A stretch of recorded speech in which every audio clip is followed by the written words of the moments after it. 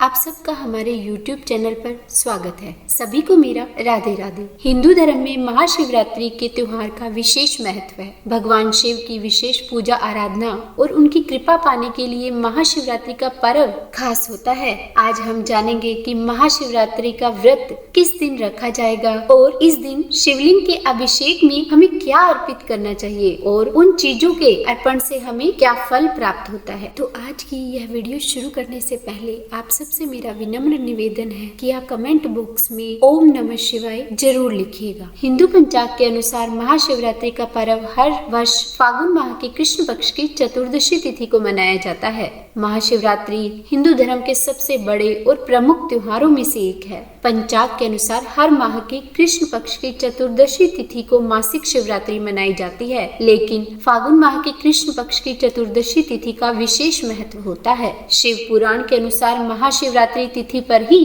भगवान शिव सबसे पहले शिवलिंग के रूप में प्रकट हुए थे। ऐसी मान्यता है कि इस दिन ही भगवान शिव के ज्योतिर्लिंग प्रकट हुआ था। इस कारण से यह महाशिवरात्रि मनाई जाती है। इसके अलावा पौराणिक कथाओं के अनुसार फागुन माह की कृष्ण पक्ष की चतुर्दशी तिथि को ही भगवान शिव और मां पार्वती का विवाह हुआ था। इस कारण हर साल महाशिवरात्रि का पर्व बड़े ही उत्साह से मनाया जाता है। ऐसी मान्यता है कि महाशिवरात्रि के दिन जो लोग पूरे विधि विधान से भगवान शिव की आराधना करते हैं, उनकी हर मनोकामना पूर्ण होती है। शास्त्रों में कहा गया है कि शिव बहुत ही जल्दी प्रसन्न होने वाले देवता हैं। भगवान शिव को अगर सच्चे मन से एक लोटा जल भी अर्पित कर दिया जाए तो वे प्रसन्न हो जाते हैं। इस बार महाशिवरात्रि का त्योहार 18 फरवरी 2023 को है। पंचांग की गणना के अनुसार फाल्गुन माह की कृष्ण पक्ष की चतुर्दशी तिथि 17 फरवरी को रात 8:02 से प्रारंभ होगी तथा यह 18 फरवरी की शाम 4:18 पर समाप्त रहेगी। इसी कारण से इस बार यह व्रत 18 फरवरी को रखा जाएगा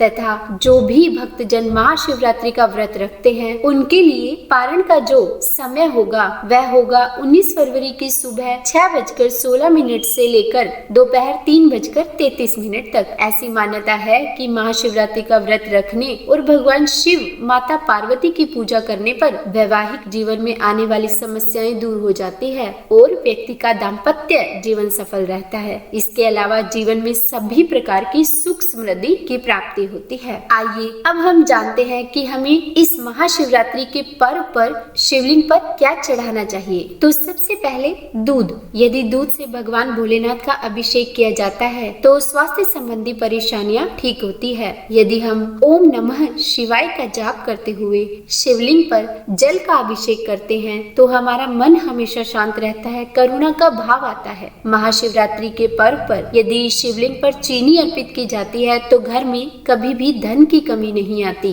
कीर्ति की कमी नहीं आती। चीनी की जगह गन्ने का रस भी अर्पित किया जाता है। केसर से भगवान शिव का अभिषेक करने से जीवन में सौम्यता आती है। अगर किसी की कुंडली में मांगलिक दोष है तो कहा जाता है कि शिवलिंग पर महाशिवरात्रि के दिन लाल केसर चढ़ाना चाहिए, जिससे मांगलिक दोष समाप्त हो जाता है। आप चाहें तो दूध में भी केसर डालकर शिवलिंग पर चढ़ा सकते हैं। इसके अलावा इत्र भी शिवलिंग पर चढ़ाया जाता है। कहते हैं इत्र चढ़ाने से हमारे मन में शुद्धता आती है। जो भी तामसिक परिवर्तन होता है उनसे हमें मुक्ति मिलती है और हमें सद्बुद्धि आती है। अब बात करते हैं दही के बारे में। तो दही शिवलिंग पर चढ़ाने से हमारे जीवन में परिपक्वता आती है, स्थिरता आती है, कठिनाइयां समाप्त होती है, जीवन की सारी अड़चनें दूर हो जाती है यदि शिवलिंग पर रोज दही चढ़ाया जाता है। शिवलिंग पर घी चढ़ाने से संतान की प्राप्ति आसानी से होती है। अब बात करते हैं चंदन के बारे में। तो शास्त्र कहते हैं कि महाकाल को चंदन लगाने से जीवन में मान सम्मान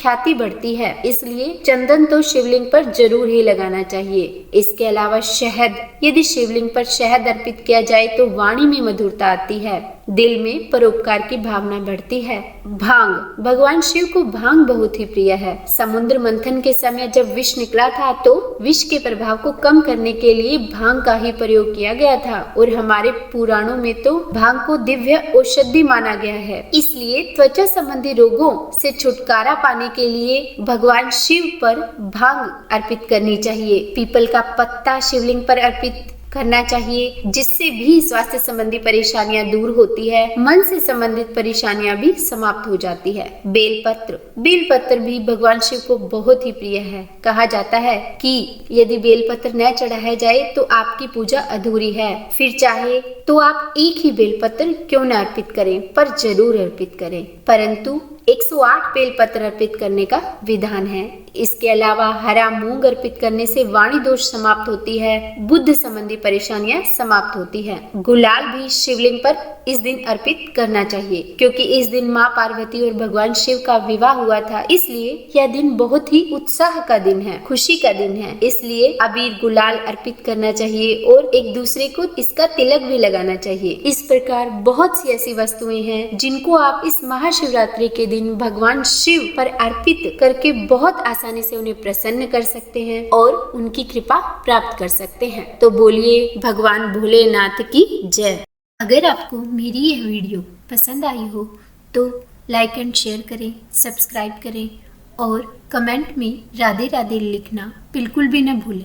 राधे राधे।